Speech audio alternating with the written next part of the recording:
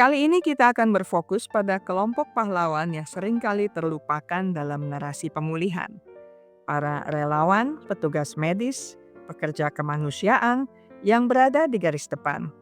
Mereka adalah tulang punggung dari setiap respons krisis, orang-orang yang bergegas masuk saat orang lain berlari keluar, memberikan dukungan praktis, medis, dan psikologis yang esensial.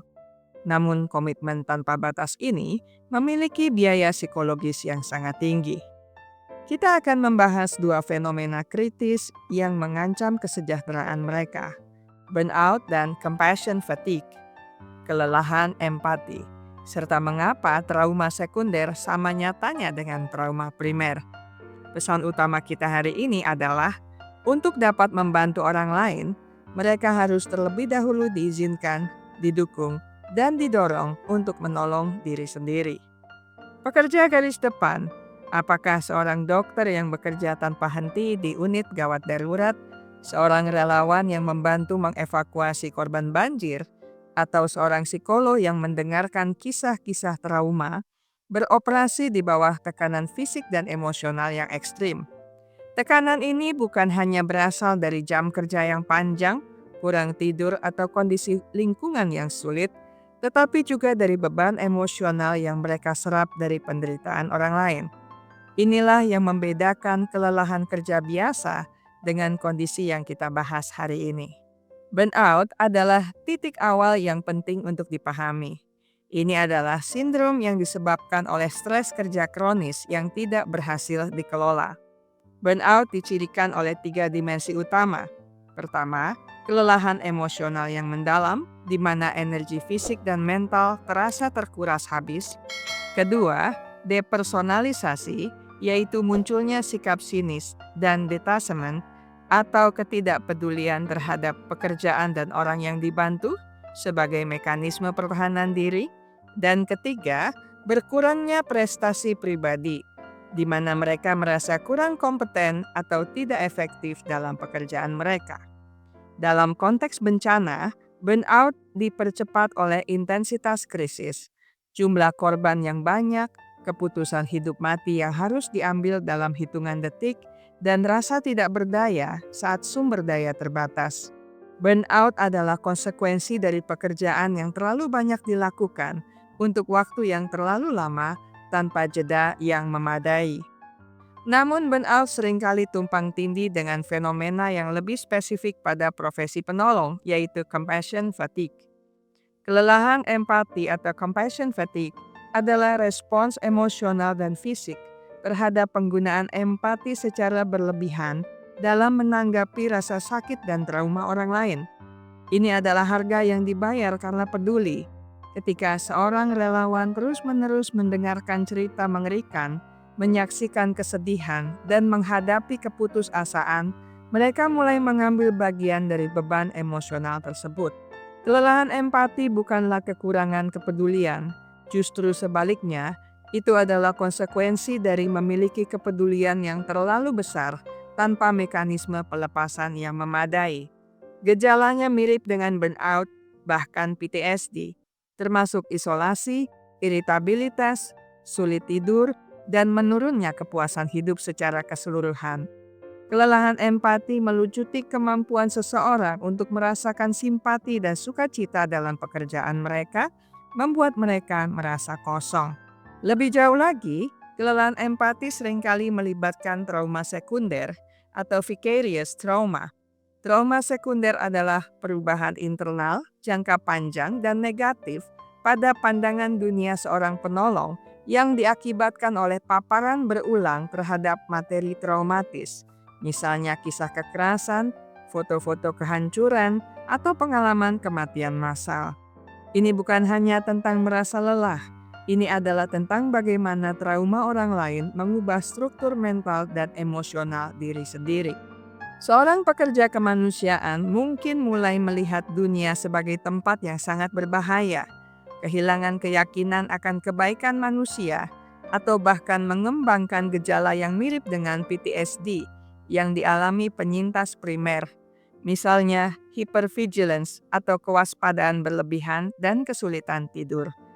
Trauma sekunder adalah cedera identitas dan kepercayaan. Itu mengguncang inti keyakinan pribadi tentang keamanan, keadilan, dan kontrol. Jika seorang pekerja garis depan mulai merasa bahwa dia tidak lagi aman di rumahnya sendiri setelah mendengar kisah trauma yang mengerikan, itu adalah tanda trauma sekunder. Mengatasi tantangan-tantangan ini bukan sekadar kemewahan, itu adalah keharusan profesional dan etika untuk menjaga keberlangsungan respons bencana.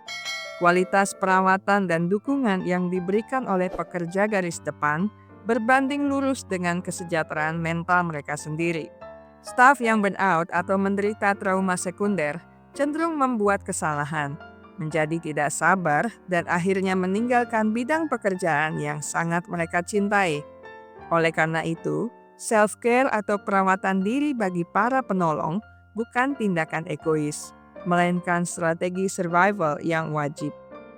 Strategi self-care ini harus diimplementasikan pada 3 tingkatan: individu, organisasi, dan komunitas. Pada tingkat individu, setiap pekerja garis depan harus menerapkan batas-batas yang jelas. Pertama, batas fisik. Memastikan durasi shift yang wajar, memaksakan diri untuk tidur yang cukup meskipun dalam situasi sulit, dan menjaga asupan nutrisi yang baik. Kedua, batas emosional. Setelah berinteraksi dengan penyintas, seorang penolong harus melakukan dekompresi mental, melakukan sesuatu yang menenangkan dan tidak berhubungan dengan krisis, seperti mendengarkan musik atau berjalan kaki sejenak. Sangat penting untuk mempraktikkan teknik grounding sederhana saat stres memuncak, seperti berfokus pada 5 hal yang dapat dilihat, 4 hal yang dapat disentuh, dan seterusnya, untuk membawa pikiran kembali ke masa kini dan rasa aman. Ketiga, jaringan dukungan. Membangun body system dengan rekan kerja untuk saling mengawasi dan memberikan validasi emosi.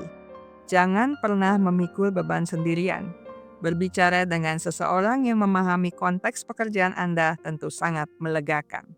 Pada tingkat organisasi dan manajemen, tanggung jawab tidak dapat hanya dibebankan pada individu.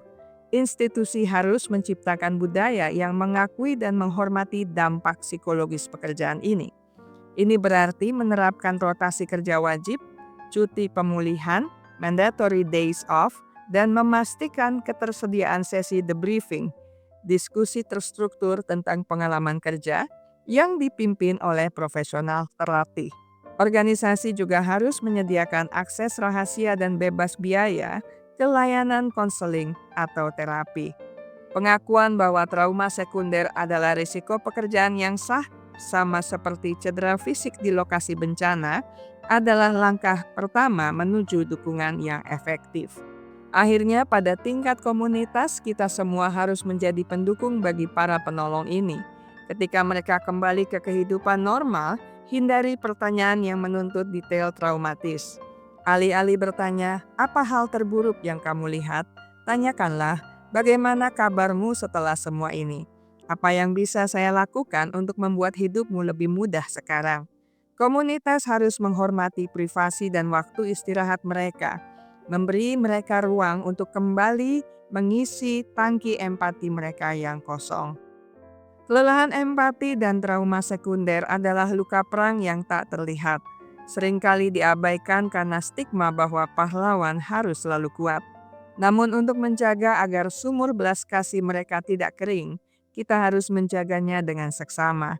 Dengan mengakui rasa sakit mereka, menerapkan strategi self-care yang sistematis, dan membangun sistem dukungan organisasi yang kuat, kita memastikan bahwa para pekerja garis depan dapat terus menjalankan misi kemanusiaan mereka untuk jangka waktu yang lama, sambil tetap mempertahankan kemanusiaan dan kesejahteraan mereka sendiri.